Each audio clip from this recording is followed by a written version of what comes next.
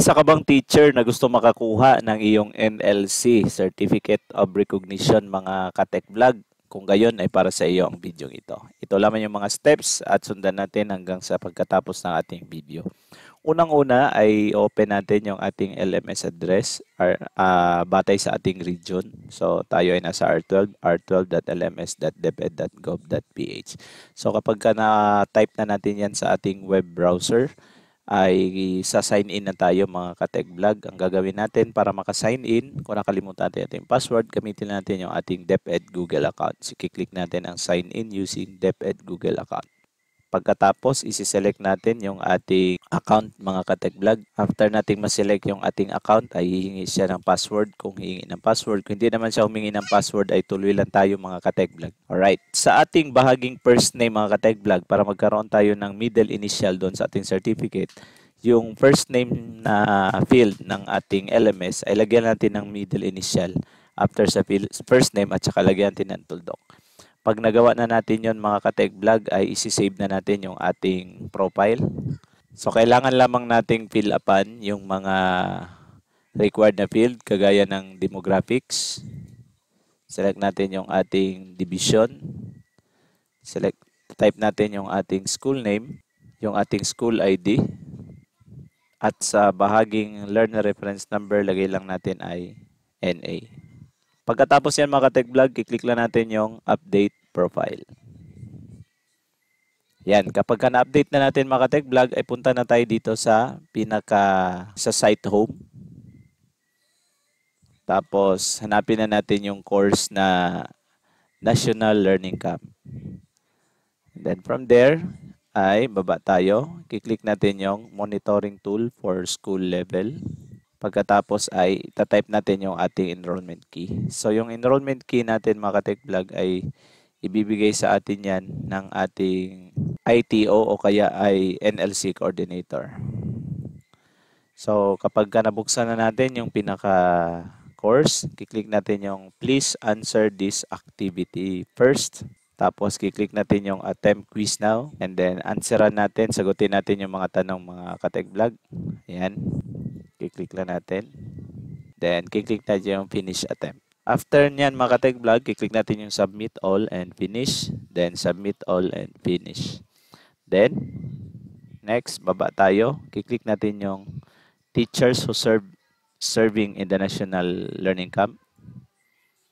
Pagkatapos ay, kiklik natin yung answer the questions. Tapos, piliin natin yung ating last name, first name, middle initial. Pili natin yung name ng ating school. Select natin yung ating region.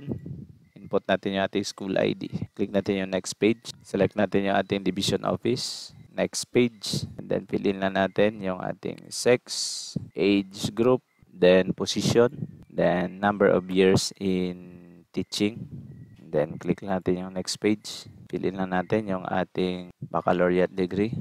Piliin din natin yung ating specialization. Tapos ay piliin natin yung ating postgraduate specialization kung meron. Kung wala naman ay kiklik lang natin yung others.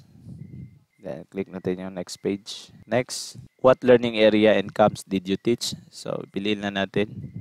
Kung hindi natin tinuro ang subject, kiklik natin yung no answer. Tapos 3-day capacity building. Kiklik natin yung yes. Then next page tayo. What are the teaching materials you received? So, i-check natin yung mga na-receive nating teaching materials. Then, kiklik natin yung next page. After that, when did you receive the teaching materials? Tapos, lagay natin yung reasons of volunteering to teach in the NLC. Then, click natin yung next page. Lagay natin yung average size ng tinuruan natin. So, kung hindi tayo nagturo sa isang camp, ay click natin yung no answer. Next, what is your daily total teaching loads? Then, how many days in person teacher engagement had you conducted? And then, how many days of distance? Kung hindi naman nagkaroon ng distance learning, ay select na lang natin yung 1 to 3 days. Kasi wala siyang ibang choice. Click natin yung next page. And then, in-person collaborative, yun naman pag-attend natin sa Slack. Click natin yung next page. And then, online collaborative sessions. Kung may nangyaring online. Yan. Sagutin na natin yung mga tanong mga ka-tech vlog. And then, will you participate again? Click lang tayo ng sagot. Yes. And then, click natin yung submit questionnaire. Yan. So, after nyan, mga ka-tech vlog, i-click natin yung continue. Then, after that, nandito na yung ating certificate of recognition. Actually, nandiyan na yan kanina, mga ka-tech vlog. Click lang natin yan. Then, click natin yung view certificate. Ayan. So, nandiyan na yung ating certificate, mga ka-tech vlog. I-click natin yung download. Tapos, file name tayo. Then, click natin yung save. Ganyan lang kabilis makuha yung ating certificate of recognition, mga ka-tech vlog. Sa mga hindi pa nakafollow sa ating page, don't forget to like or follow our page at i-share natin ang video ito sa ating mga kasama para matulungan din natin sila makuha yung kanilang certificate of recognition. Thank you so much for watching and see you around.